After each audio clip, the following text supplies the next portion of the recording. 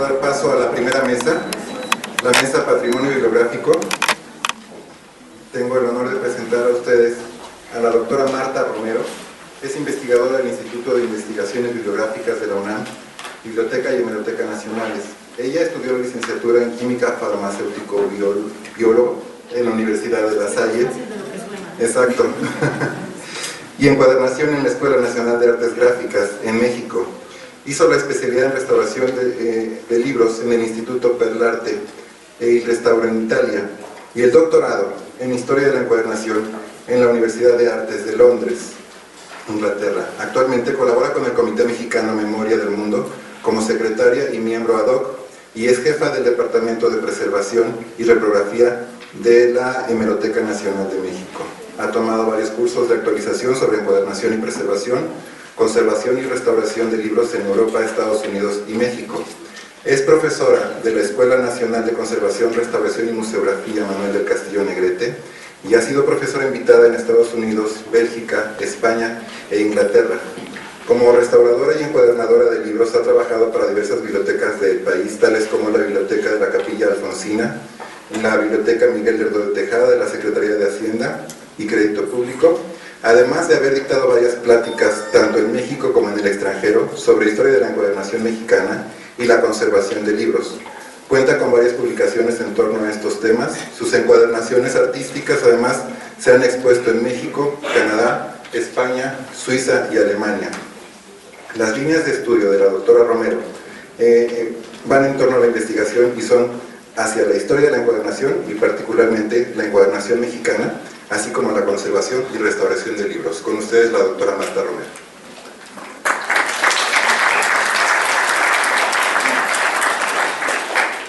Hola, buenos días. Gracias por acompañarnos, gracias por la invitación y la presentación. Me alegra ver por aquí a muchos exalumnos y alumnos y colegas, amigos. Gracias por acompañarnos. Tengo el gusto de moderar esta mesa y nos acompaña en ella la doctora Silvia Salgado y la maestra Elia Carreño. Primero vamos a darle la palabra a la doctora Silvia Salgado Ruelas. Es licenciada en Pedagogía por la Facultad de Filosofía y Letras de la UNAM, maestra en Artes Visuales por la Escuela Nacional de Artes Plásticas de la UNAM y doctora en Historia del Arte por la Universidad de Sevilla. Asimismo, es investigadora del Instituto de Investigaciones Bibliográficas de la UNAM, integrante del proyecto musical en el Instituto de Investigaciones Estéticas, integrante del comité editorial de la revista Representaciones en la Ciencia y en el Arte y de las facultades de Filosofía y Psicología, Universidad Nacional de Córdoba, en Argentina. También se desempeña como profesora de la asignatura del Colegio de Bibliotecología, temas selectos de Bibliotecología 4, que se refiere a la organización y control de materiales documentales antiguos. Actualmente es coordinadora de la Biblioteca Nacional. Muchas gracias, Silvia. Muchas gracias, Marta. Espero que me escuchen bien. Quiero agradecer a la Dirección General de Bibliotecas de la Universidad Nacional Autónoma de México y a la Escuela Nacional de Conservación, Restauración y Museografía, donde nos encontramos, por la muy buena idea de organizar este primer coloquio, y esperemos que sea el primero de muchos, y que estemos aquí presentes como ponentes o como asistentes y podamos seguir abonando en este campo tan importante que es la difusión y la preservación, y en la discusión que ha abierto de manera muy importante la doctora Rosa María Fernández de Zamora en torno a la preservación digital, que creo hay que hacer inclusive un coloquio al respecto. Felicito al ENCRIM por sus primeros 50 años, esperemos, no estaremos en los próximos 50, pero espero que esta escuela siga tan vital y tan activa, aportando personas tan importantes para el trabajo que llevamos a cabo en distintos lugares. En verdad, para la Biblioteca Nacional, la presencia de ustedes en el ámbito de la preservación y la conservación es fundamental. Si no estuvieran ustedes ahí, en la representación de algunos de los compañeros que tenemos o compañeras que están aquí en la mesa y no en la mesa, pero quisieran estar escuchando esto, no podríamos trabajar bien. No todos somos bibliotecólogos, pero sí somos bibliotecarios de oficio y necesitamos el consejo puntual, exacto de los conservadores para que no hagamos desastres creyendo que vamos por buen camino. Yo me voy a referir en mi presentación a lo que toca a los libros manuscritos, y he preparado un escrito para ustedes para no perderme en las palabras. Bien, en México existen varios fondos documentales antiguos que constituyen el patrimonio bibliográfico del que nos hemos dotado a lo largo de varios siglos y del cual somos responsables de heredar a las generaciones futuras. En estos días nos reunimos para hablar y leer sobre su difusión y preservación, dos tareas fundamentales que conciernen a los trabajos que se desarrollan en los repositorios bibliográficos donde se compilan y organizan los conjuntos referidos. Este coloquio lanza un mensaje que subyace en el título y que a la letra dice: el arte de inmortalizar la memoria histórica. Entiendo que se refiere a los oficios, técnicas, disciplinas y ciencias que se dedican a la tarea de conservar viva y en forma a la memoria histórica, escrita con mayúsculas, como señora de lo escrito e inscrito. Sin duda, conservar la memoria requiere de un ejercicio permanente de difusión y preservación. ¿Por qué? Considero que descubrir, desempolvar, ventilar, hojear, presentar, volver a sacar a la luz, leer y actualizar lo que en algún tiempo pasado se escribió, copió, iluminó, imprimió, grabó, ligó, encuadernó, leyó y se guardó, constituye una tarea de rescate que debe hacerse de manera permanente para evitar en lo posible la pérdida de la memoria y la reproducción de la insensatez. Por un lado, la difusión es una de las tareas sustantivas que permite extender la cultura y dar acceso al patrimonio bibliográfico a través de actividades encaminadas a comunicar e informar. Con la difusión se comparten los saberes y conocimientos a más personas y grupos sociales, se reparten los productos de la investigación y la docencia, abre sus puertas a públicos más amplios. El lado contrario de la difusión es el olvido.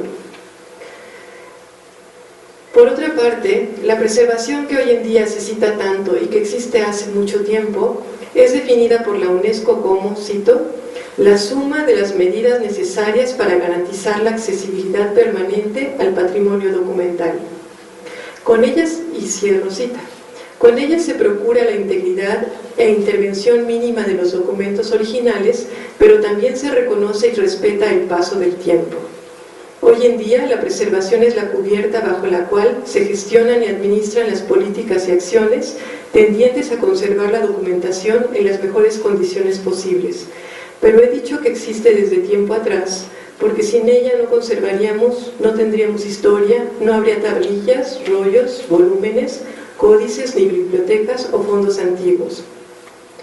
En la naturaleza humana que se ha vuelto cultural, se tienen dos claves que funcionan como motores de vida y muerte: la preservación y la destrucción. No podemos conservar todo, pero tampoco debemos destruir todo, por lo que la preservación se sitúa en medio de estos dos extremos para equilibrar las selecciones y decisiones en torno al pasado, presente y futuro del patrimonio bibliográfico.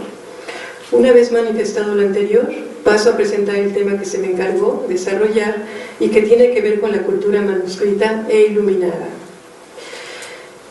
En torno al año 1450 sucedió uno de los episodios más notables para la historia del libro, y es que Johannes Gutenberg sacó a la luz sus primeros productos impresos con tipos móviles metálicos que había estado desarrollando gracias al muy favorable contexto en el que vivía, a su formación de orfebre y a su sentido creador. A 577 años de distancia, no se ha esclarecido si él es el inventor definitivo, pero lo que sí se sabe es que en esos años se produjo un tipo de libro que vendría a revolucionar una de las creaciones más asombrosas de la humanidad. La técnica tipográfica, los elementos artesanales y artísticos de producción, los incunables y los libros impresos de los siglos XVI al XVIII se mantuvieron de manera consistente, razón por la cual se les puede caracterizar como el conjunto de libros impresos antiguos, y en ese punto llamo su atención porque el recién nacido impreso comenzó a convivir con un artefacto milenario llamado libro manuscrito que remonta y vincula su aparición con la escritura mesopotámica, egipcia y china.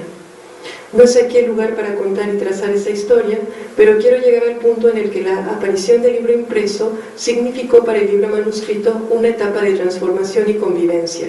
Dejó de llamarse libro medieval y se volvió libro moderno. En un principio fue el modelo para el impreso y después comenzó a imitarlo, pero su plasticidad y su carácter de unicum le han permitido seguir entre nosotros. Cabe apuntar aquí en este foro que si tenemos un fondo antiguo novohispano frente a nosotros y nos dicen que hay manuscritos de tradición europea, es posible que contenga códices medievales o libros modernos escritos en los siglos XVI al XVIII. Si se trata de un fondo antiguo con manuscritos de tradición indígena de esos mismos siglos, también estaremos frente a códices modernos coloniales y no mesoamericanos como los prehispánicos. En la vocación de las bibliotecas está la formación y el desarrollo de colecciones que se van separando jerárquicamente por su continente y contenido. Los manuscritos se colocan aparte de los impresos y de las colecciones modernas. Es común que ocupen un lugar reservado para su cuidado, organización y difusión. Es más pertinente encontrar impresos en colecciones manuscritas que viceversa, debido a su fragilidad, unicidad y diferencias materiales. En México hay fondos antiguos unitarios o facticios. Los primeros son aquellos donde los libros de...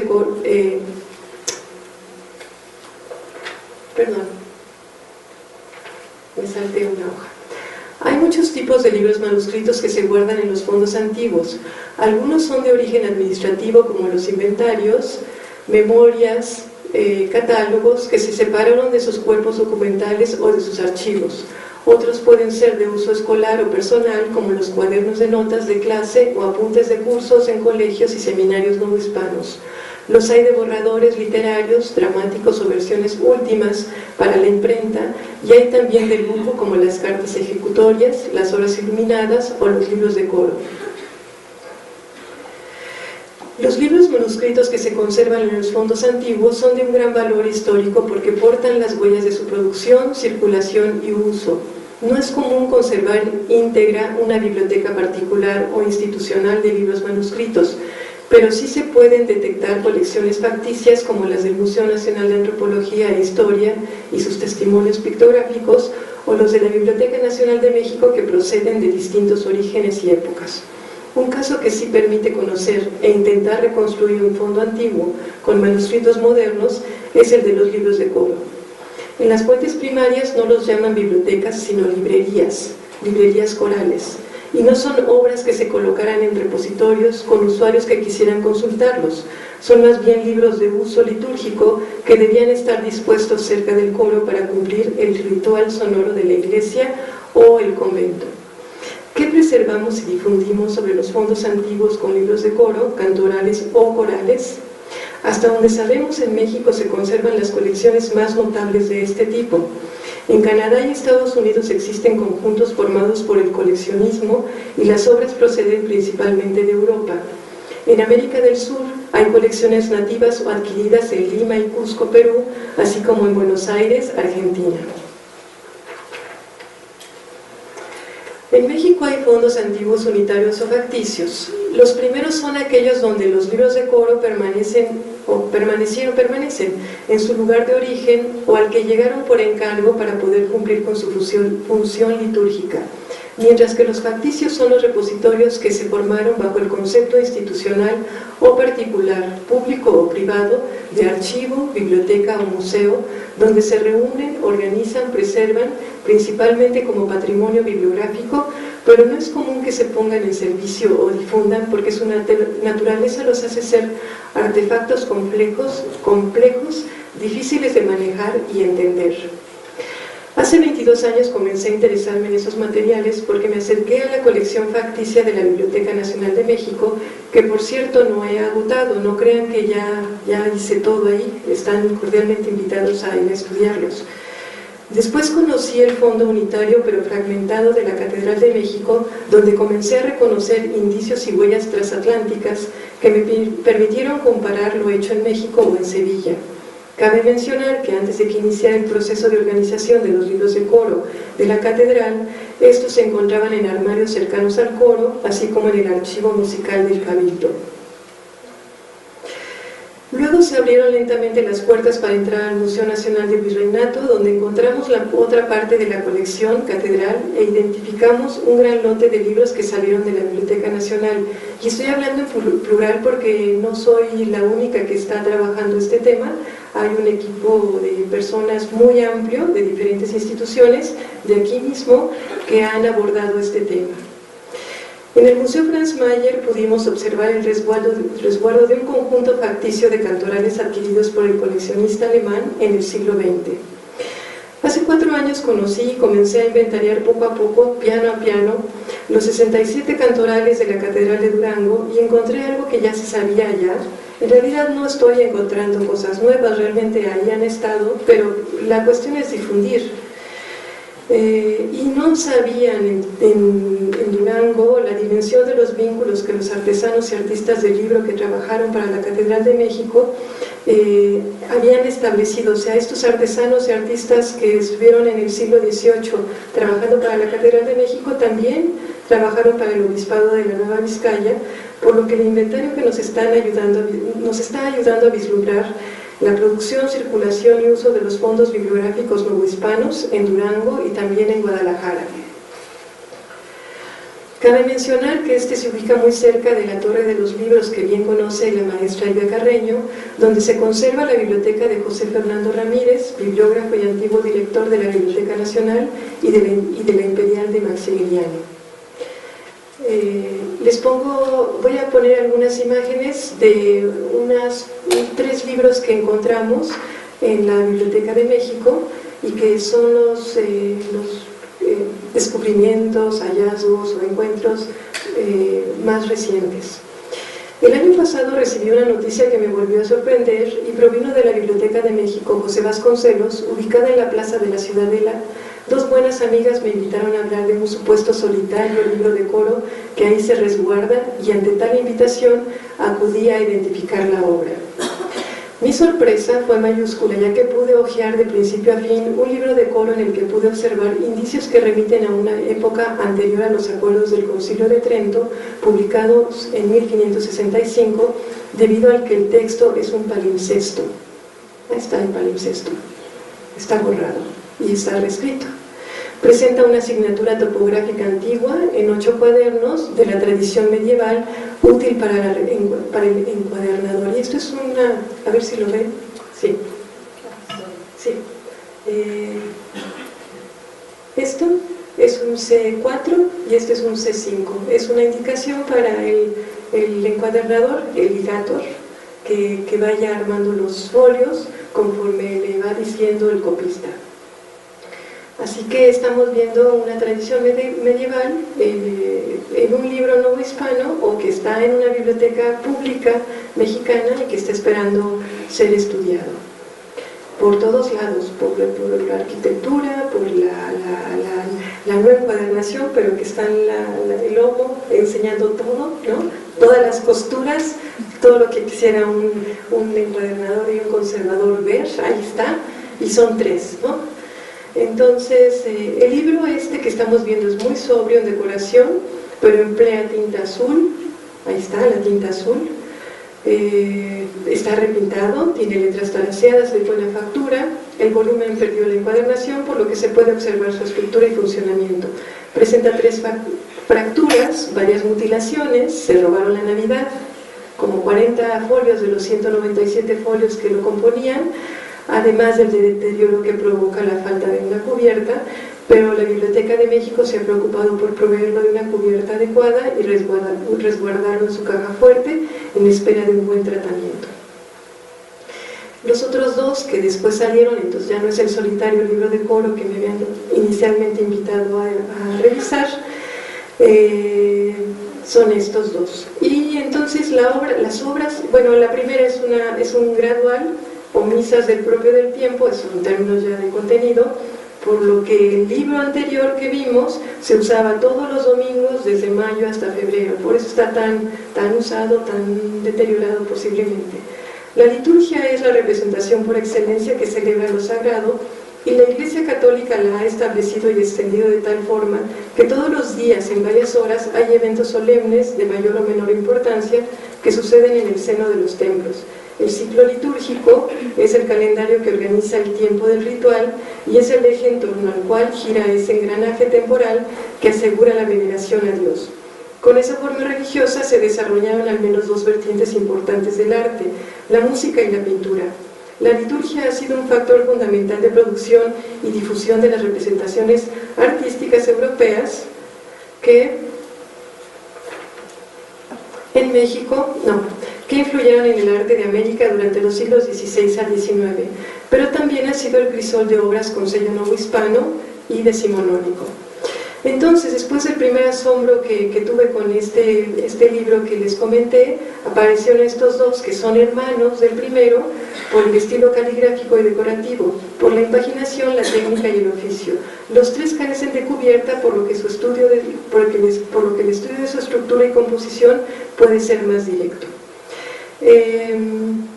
Con base en los indicios ofrecidos por estos tres cantorales de la Biblioteca de México, el año pasado me permití aventurar una hipótesis de trabajo que los invito a debatir y que el tiempo nos ayudará a verificar, y es que los tres libros de coro referidos son de los ejemplares más antiguos que se conservan de las adquisiciones sevillanas o de la producción novohispana. Si son sevillanos porque tienen el estilo, podrían llegar con los arzobispos Juan de Zumárraga o Alonso de Montúfar, porque son antes del Concilio de Trento, y aquí vemos rasgos de este tipo. Si son novohispanos, pudieron ser confeccionados por Juan de Besilla, el primer copista de quien se tiene noticia y que vino de Sevilla, entre 1540 y 44 lo trajo Zumárraga, y lo trajo en una época contemporánea a la primera imprenta en México. Dejo planteadas estas suposiciones y paso a la reflexión final. Aquí tienen dos direcciones que han hecho trabajo de difusión de estos fondos antiguos con libros manuscritos modernos. No son libros manuscritos antiguos, son modernos. Sabemos que hay más fondos corales en diferentes lugares del país. Sin embargo, la mayoría no cuenta con instrumentos de consulta que permitan su conocimiento, estudio y difusión. No obstante, considero que hemos caminado gradualmente en la difusión y preservación de un tipo de fondo antiguo sui generis, que lleva la impronta de 4 siglos de producción, circulación y uso de libros manuscritos modernos en tiempos de la imprenta tipográfica, industrial y hoy en día digital. Les agradezco su atención.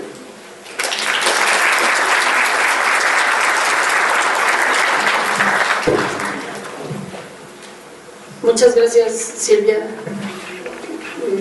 En mi opinión, esta plática deja en claro que el manuscrito pasa a la prensa ya un poco más mecanizado y ahora en la era digital, y el libro ha demostrado sobrevivir del manuscrito hasta la era digital como objeto. Entonces, si encontró la manera de sobrevivir a Gutenberg, pues se encontrará la forma de sobrevivir a Steve Jobs. Y en el caso de los libros corales, me gustaría hacer énfasis en lo que Silvia nos dice. Hoy en día ya no tienen la función para la que fueron creados, que es decir, para que fueran cantados, etc. Pero el hecho de que tengamos el artefacto completo, ¿no?, que podamos ver sus interiores, etc., entonces nos da oportunidad de leer las encuadernaciones en lugar de leer los textos, y ahí obtenemos información de otra naturaleza. Entonces yo los invito a reflexionar, sobre todo a los conservadores, si es necesario reparar todo lo que está roto. No, por favor, sí, yo diría logras. Bueno, tengo el gusto de presentar a Elvia Carreño. Es licenciada en Letras Clásicas por la Universidad Nacional Autónoma de México, tasador oficial de especialista en libros antiguos por la Universidad de Zaragoza. Fue coordinadora del Fondo Conventual de la Biblioteca de Lina, latinista en el Fondo Antiguo de la Biblioteca Nacional de México, por lo que participó en el proyecto Catalogación de Bibliotecas Antiguas de América Latina. Fue subdirectora de la Biblioteca Palafoxiana, coordinadora de proyectos de apoyo al desarrollo de archivos y bibliotecas de México, institución a la que se le ha otorgado los premios Manuel González Ramírez, que da la Secretaría de Gobernación, por la trayectoria en investigación histórica en el rescate de fuentes y documentos. De igual manera, en el año 2013, el premio HIT, gracias, concedido por UNESCO por el rescate de la memoria del mundo. Es autora del libro El libro antiguo, Este moroso tormento, el libro y la mujer novohispana, El mundo en una sola mano, bibliotecarios novohispanos, marcas de propiedad en los libros novohispanos, la Biblioteca Palafoxiana, entre lo sagrado y lo profano, entre otros. Actualmente es investigadora de tiempo completo en el Instituto de Investigaciones Históricas. Su línea de investigación es la recepción clásica en la época novohispana a través del libro impreso. Muchas gracias, Celia. Bueno, quiero aclarar que ese currículum ya tiene su tiempo y que no estoy en el Instituto de Históricas, sino en el Centro de Estudios Clásicos del Instituto de Investigaciones Filológicas de la UNAM. Bueno. Todo lo impreso tiene sus erratas. Sí, lo comprobamos. Bueno, yo también me quiero unir a la felicitación y agradecimiento por este primer coloquio que me parece muy importante sobre la difusión y preservación de fondos antiguos. Y también felicitar por el hermoso subtítulo, El arte de inmortalizar la memoria histórica, porque si recordamos el término arete de Platón es el conjunto de virtudes que tiene cada ser humano y que lo hacen suyo, o sea, es lo que me identifica a mí. Y si lo tomamos de esta manera, pues va a ser un conjunto de virtudes de lo que se tenga como resultado de este primer coloquio. Agradezco mucho la invitación por parte de la Escuela Nacional de Conservación, Restauración y Museografía y de la Dirección General de Bibliotecas de la Universidad Nacional Autónoma de México. Bueno, mi participación que se me solicitó es en relación con los libros. Lleva como título Difusión y preservación de los libros antiguos, un beneficio para todos y un trabajo en conjunto. Los fondos bibliográficos antiguos resguardan parte fundamental del pensamiento humano. Los libros se han adecuado de acuerdo con las tecnologías imperantes en la época en que han sido creados, de ahí sus cambios, particularidades y presentación. Son testigos silenciosos que desde su invención acompañan a la humanidad. Decía Platón en el Cratilo que la lengua vive en el pensamiento y que la escritura la mata. En respuesta a esto, tiempo después, Justus Lipsius afirmaba: la lengua vive en el pensamiento, pero revive con la lectura, logrando con estas palabras la permanencia, valorización y justificación del pasado escrito, pero sobre todo refrenda la función patrimonial de los libros antiguos, esto es, preservar la memoria. ¿Y qué importancia tiene la memoria? Bueno, gracias a la memoria escrita, le damos a los hechos de otros tiempos significados, y esto nos permite comprender por qué los individuos construyen su vida cada día a partir de los anteriores, logrando así relacionar el presente con la historia, pues se fundamenta sobre el pasado y a la vez pone las bases del futuro. El futuro, por lo tanto, se conquista con la memoria del pasado, porque a través de ella se explica la realidad. El hombre es un ser que necesita de explicaciones para poder continuar, y es aquí en donde su pasado escrito se vuelve espejo de su proceder y brújula de su futuro. Por ello los libros lo han acompañado. Pero como lo comenté, los libros son reflejo de un momento, y en los fondos antiguos se resguardan ejemplares disímiles especialmente valiosos. Y no solo eso, también otros tipos de materiales, sobre todo obras raras o únicas. Esto explica que se encuentren grabados, dibujos, partituras, registros sonoros, fotografías y mapas, los cuales se complementan entre sí, porque el arte y la música iluminan y dan vida a lo escrito en los libros. Y por su parte, los libros presentan, explican y cuentan la música, el arte y muchas otras cosas. Los libros son testigos de la historia, de ahí la responsabilidad que tienen las personas que se dedican a su registro y descripción, porque una ficha constata la existencia de una obra y además presenta sus particularidades que la hacen única y especial. La descripción es un testimonio, pero hay que autentificar y verificar cada uno de los datos. No se puede dar una información por otra. Hay que tener una mirada científica. Jaime Moll insistía en mirar el libro para analizarlo de forma correcta, cotejarlo con otros ejemplares para identificarlo debidamente, revisar los repertorios para conocer su historia y acudir a los documentos cuando hace falta. En consecuencia, el equipo que elabora con libros antiguos debe de ser multidisciplinario y poseer diversos conocimientos, entre ellos historia del libro, dominio de otras lenguas como latín, griego, francés e italiano, paleografía, codicología y conocimientos básicos para la manipulación de obras antiguas. Y enfatizo este último punto, conocimientos básicos para la manipulación de obras antiguas, porque no todas las bibliotecas con fondos antiguos de México son tan bellas o están en condiciones como la de Sinacantepec, la del Convento del Carmen en Toluca, la Francisco de Burgua de la Universidad de Oaxaca o la Palafoxiana, sino que en varias ocasiones nos enfrentamos a bodegas, almacenes o digamos habitaciones de usos múltiples.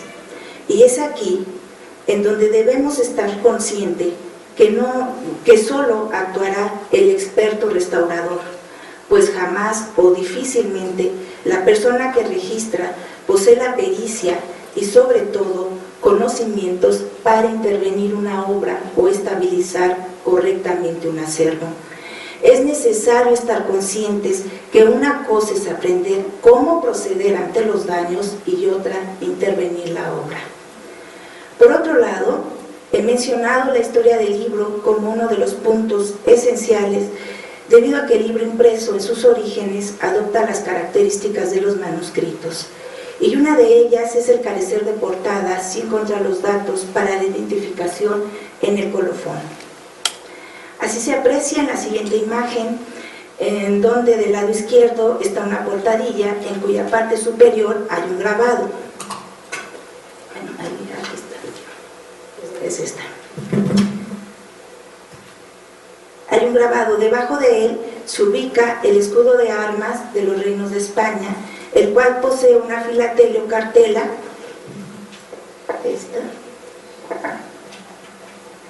que dice: Vita Christi Cartujano romanceado por Fray Ambrosio.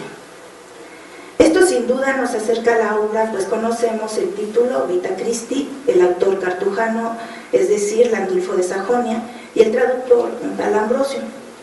Pero la información para el registro está incompleto.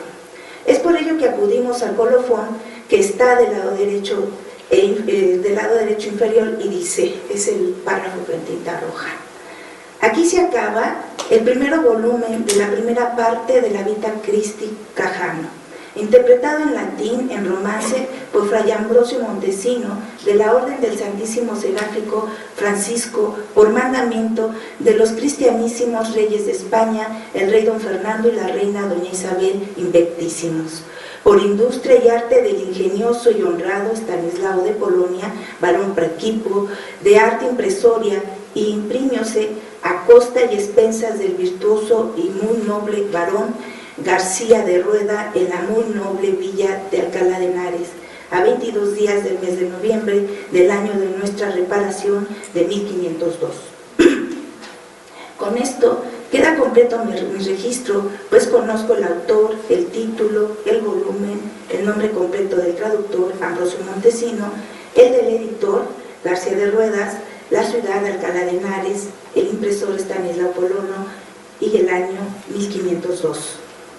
Por su parte, sobre el grabado que posee la portadilla, Julián Martín Abad considera que es la primera dedicatoria que se hace a través del grabado que se hace a través del grabado en un libro impreso, pues en él se encuentran al frente y sentados los reyes católicos Fernando e Isabel, ante ellos hincado Landulfo de Sajonia, quien les ofrece su obra. Del lado izquierdo, el traductor Ambrosio de Montesinos. Ahorita, en menos de 2 minutos, pues este libro ya quedaría totalmente registrado. Pero realmente cuando uno ve esta primera hoja, y son los primeros días que trabajan los materiales, pues no se sabe a dónde acudir. Por eso es importante la historia del libro. Continuando con la portada, veamos la siguiente imagen, en donde fácilmente apreciamos el título de la obra, que inicia ensayo y termina en utilidad. Enseguida observamos una viñeta y luego el pie de imprenta en donde leemos In Lubiana, 1745. Pero como decía Jaime Moore, hay que revisar los repertorios. Y si yo acudo al índice de nombres latinos de ciudades con imprenta de Ignacio Mantecón, leeré Lubiana no existe. Al investigar, uno se da cuenta que esta obra fue prohibida, pues se trata de la respuesta que los jesuitas le dan a la obra sobre el probabilismo que Daniel Conquina publicó anteriormente. Esto ocasionó una pugna entre ellos, misma que impresores como Andrea Poletti de Venecia, que imprime esto, aprovecharon para vender un libelo muy solicitado entre los poseedores del momento. Sin embargo, como fue prohibida su distribución y Poletti no quería perder su inversión, cambió la portada, en donde omitió su nombre y puso como ciudad Lubiana, lugar que nunca ha existido y es considerado falso. Gracias al cambio de la portada, permitió que el texto circulara sin ningún problema y que incluso ahora existen aquí algunos ejemplares. Pero esta información que acabo de darles es necesario incluirla dentro del registro bibliográfico. Bueno, esto brevemente en cuanto a la portada y las fuentes de información. Luego vendré a la descripción física, pero por cuestiones de tiempo no me detendré en ello, sino que deseo tratar un poco el área de notas. Como se sabe, el registro bibliográfico identifica, explica y autentifica la obra. Y entre las primeras notas existen las que describen los sistemas gráficos e iconográficos. En el sistema gráfico, uno de los primeros puntos a tratar es la disposición del texto. Y sabemos que hay arreglo seguido o a 2 columnas. Pero el libro del siglo XVII, en pleno barroco, nos presenta grandes variantes, como las que podemos ver, ¿sí? Esto es poesía barroca, son poemas. Sí, hay anagramas con números, el poema está con estos que se llaman laberintos. Ay, perdón. Y que tenemos que buscar la palabra que sale del centro y va subiendo. Vemos el texto a renglón seguido. Este es precioso, es otro de los laberintos en forma de cruz. Bueno, ¿qué tenemos aquí? Pues se trata de poesía barroca, manifiesta en acrósticos, anagramas y laberintos. En consecuencia, son textos poéticos realizados a través de composiciones tipográficas en forma de sol, cruz, etc. Y esto es lo que se debe atender y registrar. Un ejemplo más es lo que toca a los comentarios. Sabemos que hay glosas, notas a pie de página y apostillas marginales. En esta última imagen del lado izquierdo está el verso del folio 42 del libro muy provechoso para todo fiel cristiano de Hernando de Jaraba, impreso en Valencia en 1554. La obra fue escrita para la reina de Francia, doña Leonor, hermana de Carlos V, con el propósito de que tuviera un texto apropiado para sus prácticas espirituales de la Cuaresma. A simple vista, se trata de un texto a renglón seguido, a 2 tintas y con apostillas marginales. Sin embargo, no todo es verdad, pues al revisar cada parte nos percatamos que las supuestas apostillas en realidad es el texto bíblico en latín, ¿sí? Estas. Y desde ahí empieza, ¿no? Porque el texto está en español y normalmente las apostillas marginales pues nos dice el autor, la página, una especie de referencia o un comentario que aclara la lectura. Bueno, al ver esto, pues nos dimos cuenta de que se trata de un libro que tiene 4 lecturas, pues es un libro espiritual o ascético. La primera, el texto latino, y voy a trabajar esta postilla y este párrafo. A la letra dice: Atelebabi oculos meusque habitas in celis.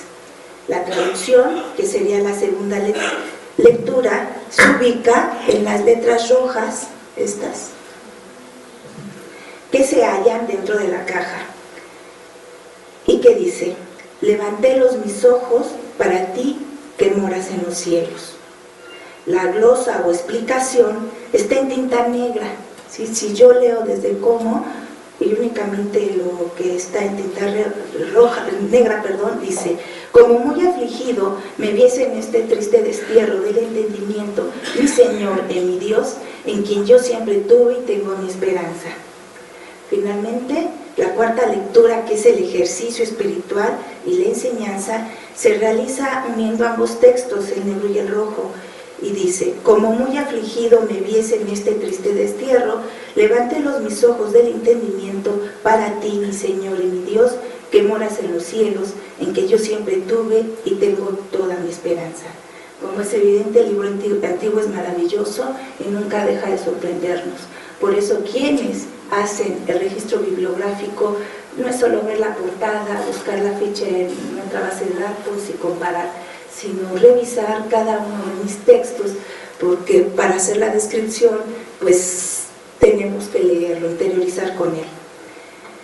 En relación con el sistema iconográfico formado por ilustraciones, sabemos que existen insertas en el texto, a hoja plegada, mapas, algunos coloreados, y las móviles. Pero como en todo hay excepciones a la regla, y como el libro normalmente es un objeto personal, algunos poseedores le dan un tinte de originalidad a la obra. Por ejemplo, esta imagen, que es parte del tomo 2 de las obras de Santa Teresa de Jesús, en donde no solo colorearon a mano las ilustraciones, sino que les pusieron ropa con tela, como se puede observar. ¿Sí? Y en este caso, debe registrarse en la ficha, describirse e incluso hacer testigos fotográficos de esta característica. Para terminar y continuando con las particularidades que el libro va obteniendo, sea por su poseedor o por la legislación, veremos lo que corresponde al expurgo de los libros. Sabemos que la corona española y la Iglesia Católica, para tener un control sobre lo que se imprimía y leía, creó el Tribunal de la Inquisición. Dentro de las disposiciones legales que dispuso fue la prohibición de la obra, esto es la desaparición total del texto con su quema, y el expurgo, que consistía en la eliminación de párrafos, hojas completas e imágenes. El expurgo está anunciado en la portada y a veces en la portada o primeras hojas de la obra. En esta imagen se lee: corregido según el expurgatorio de 1604 por comisión del Santo Oficio de la Inquisición de México, Carlos de Sigüenza y Góngora, corrector. Y esto es muy importante, el ver y leer estas notas, porque a veces cuando ven Carlos de Sigüenza y Góngora piensan que es el poseedor del libro, pero aquí vemos la abreviatura COR, que es corrector de libros, y además si nosotros transcribimos estas notas vamos a tener la nómina de revisores y correctores de libros en la Nueva España, que actualmente no existe. La nota de expurgo en pocas ocasiones se agrega en el registro bibliográfico. Tampoco se declara de qué tipo es, pues existen varios. ¿Sí? Por ejemplo, hay los que se hacen tachando el texto, ¿sí? Algunos pues no son tan duros y permiten leer la obra, se hace de partes. Hay otro que tampoco se registra, que consiste en colocar o adherir papel en lugar de tachar. Y bueno, también el expurgo, otro tipo de expurgo es eliminar hojas. Por eso es muy importante cuando nosotros tenemos la nota, verificarlo en el índice para ver la extensión, y eso justifica la carencia de hojas. Apenas se ve del lado derecho ahí la firma del revisor.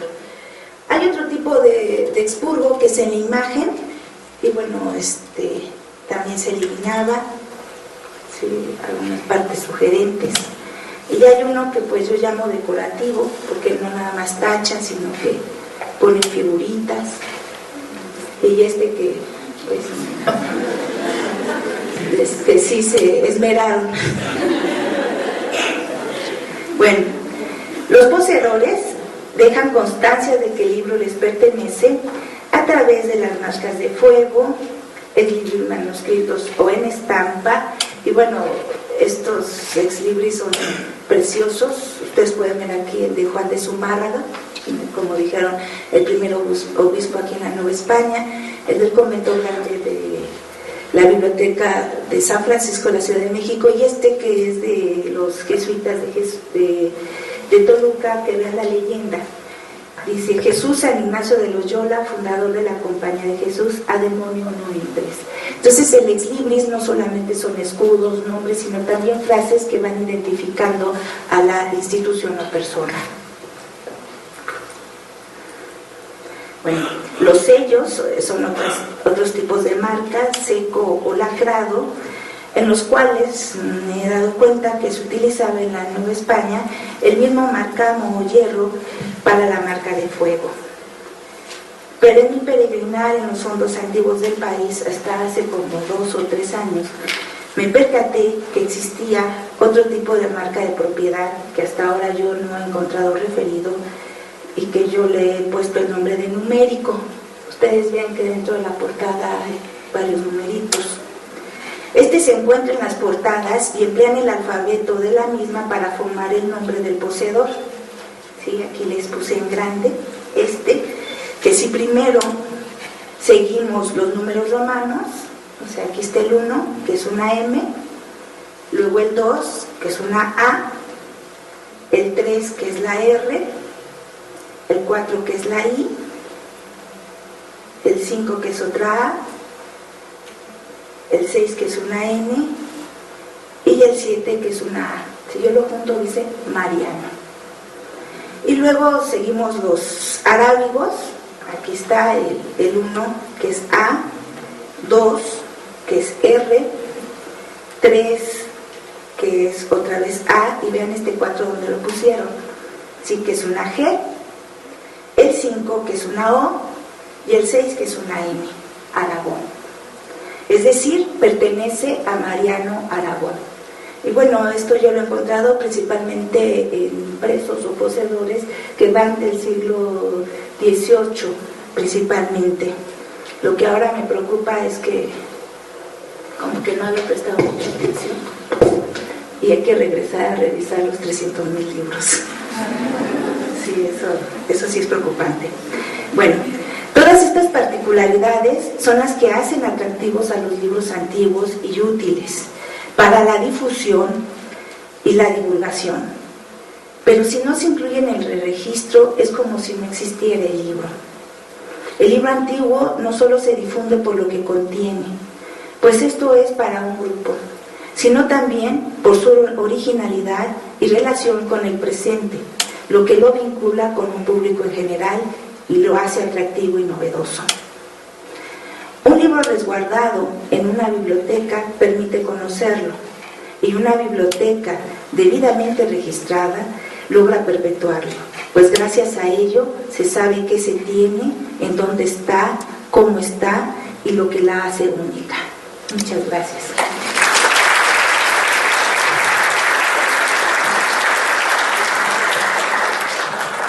Muchas gracias, Silvia. Creo que entre lo que nos platicó la maestra Zamora y lo que tú reiteras ahora, nos queda claro que el registro debe ser exhaustivo y cuidadoso, porque algún error también puede dar por hecho que existe algo que no es cierto.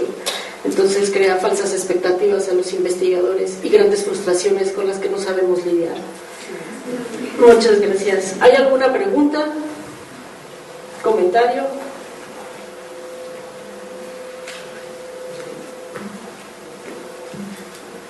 ¿Están pasmados?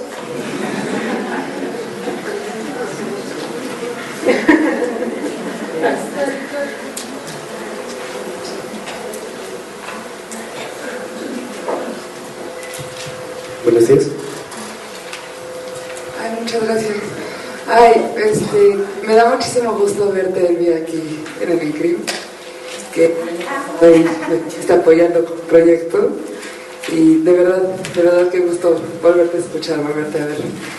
Te quería preguntar, si tú crees que se puede escribir como dentro de una disciplina editorial esto que acabas de mencionar, ¿no? O sea, si estamos viendo el expurgo, ¿no?, que tiene un criterio para hacer expurgo, pues yo sí lo pensaría que se inscribe también en una historia editorial, ¿no? Porque no es nada más alguien que está arrancando. Entonces, yo no sé, hay pocos estudiosos de la tipografía, de la historia que hablan de estos temas, pero pues tú, ¿qué piensas, no? Si esto se puede incluir en la historia. Pues yo creo que sí, y no se puede si no se incluyó. Incluso si nosotros vamos a las siguientes ediciones, esto, pues ustedes saben que el expurgo está libre de expurgo, los primeros libros impresos. Pues podemos encontrar un libro muy expurgado siglos posteriores, pero pues los incunables no. Y a veces encontramos que la edición del siglo XVI fue expurgada, pero ya la del siglo XVII ya está expurgada, y en la misma portada dice corregido y enmendado. Entonces ya existe, pero cuando uno hace ediciones críticas, pues lo que busca son estos libros. Y realmente hay muchos casos aquí en México que puede encontrar la obra, bueno, hecha ya trizas por el expurgo, pero en otro acervo sin él. ¿Sí? Entonces, sí es un momento importante del texto, es parte de la historia y transmisión y recepción del mismo, y por ello mismo yo creo que sí debe de incluirse desde el punto de vista editorial, pero también, insisto, en el registro bibliográfico. Y también dentro del registro bibliográfico yo a veces he encontrado la palabra libro censurado, y eso no es el término correcto. Incluso el Indes prohibito el expurgandor, o sea, y expurgados no usan ese término. El término censura en libro antiguo pues es el parecer ahora, digamos, la revisión que hace un perito de la obra para obtener el visto bueno y poder circular, ¿sí? Entonces también los términos hay que saberlos emplear, pero sí, claro que se debe incluir.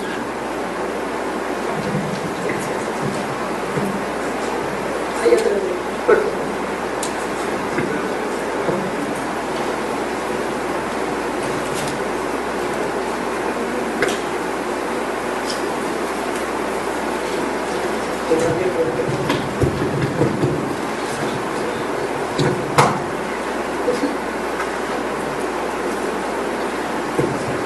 Si quieres darnos tu pregunta en voz muy alta, por favor. Entre las imágenes había una pequeña imagen de la Virgen de Guadalupe, si no me equivoco. Sí. Me llama mucho la atención. ¿De qué obra proviene esto? Es el libro más notable que tiene la Catedral de México, es el libro mariano, y la Catedral de México está dedicado a la Virgen María, la Asunción, ¿no? Y entonces ese libro está compuesto por la Asunción de la Virgen en un concepto, digámoslo así, europeo, pero también hay una parte de este libro mariano que incluye oraciones o una celebración litúrgica a la Virgen de Guadalupe, y es un libro que se hace en torno a 1760, cuando está el criollismo en forma, está Eliana Yeguren en el Cabildo Catedral, y él es el maestro escuela, entonces tiene un pie en la universidad y tiene otro pie en la catedral. Así que ese libro, estoy en ese estudio, tengo la impresión de que él es uno de sus promotores, pero es el gran libro de la catedral, el libro mariano.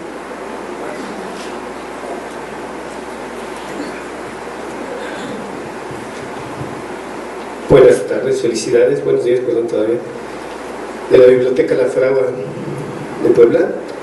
Estoy trabajando sobre el Fondo Dominicano del Convento de Santo Domingo, de la ciudad de Puebla.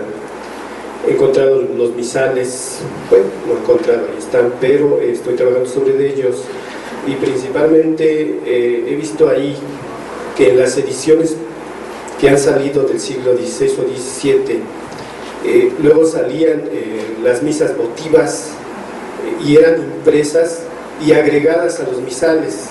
Entonces, a la hora de hacer la clasificación y la catalogación, pues es muy importante, y sobre todo porque algunos sí llevan a tener un pie de imprenta que es posterior ya a siglo XVIII, XIX inclusive, y bueno, es un dato muy importante. También referente a la doctora que nos acaba de hablar, en base a las anotaciones manuscritas que muchas veces el catalogador, por no querer desbaratar a trasluz o con más conciencia las anotaciones que están manchadas, y que, como dice, se necesita pericia, se necesita también conocimiento para poder desbaratarlas y sacarlas. En este caso, la Biblioteca La Fragua tuvo que recurrir, ¿verdad?, a esas técnicas actuales, fotográficas, con rayos X y todo eso, para sacar algunas anotaciones de propiedad y para que el libro esté muy bien registrado. Felicidades a los dos ponentes. Bueno, sobre lo que dices, que se incluyen otros impresos, lo que sucede es que se actualizaba la obra de acuerdo a las normas y al rito, y ciertamente se deben de registrar, nota el contenido ahí se va poniendo. Y bueno, como dice el título de la ponencia, este es un trabajo multidisciplinario. Pocas son las personas que dominan todas las áreas. Y como dije al principio, pues uno puede tener ideas generales, pero no es el conocedor. Y qué bueno que ustedes acuden a otras instancias, porque eso va a garantizar la calidad de sus registros. Me parece excelente, los felicito. Una última pregunta. Ay, ¿usted tenía una pregunta? Sí. Por favor, acá.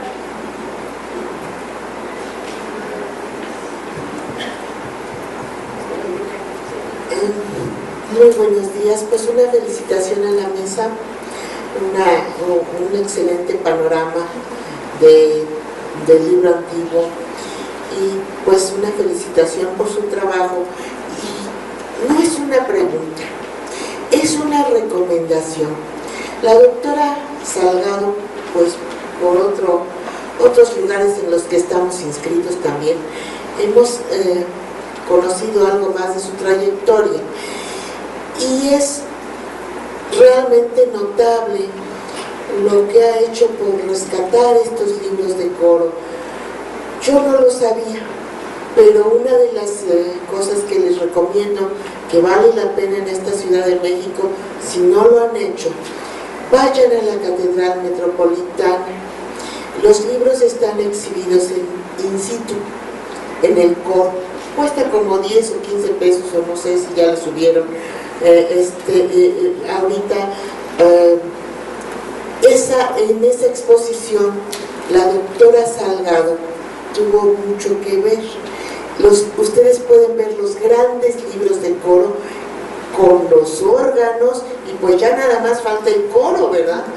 Entonces es realmente impresionante. Una felicitación por ese rescate, por ese mostrarnos el patrimonio, esa riqueza que tenemos y de la que somos pues tan ignorantes. Muchas gracias. Gracias. Pues muchas gracias por su atención. Damos paso a la siguiente.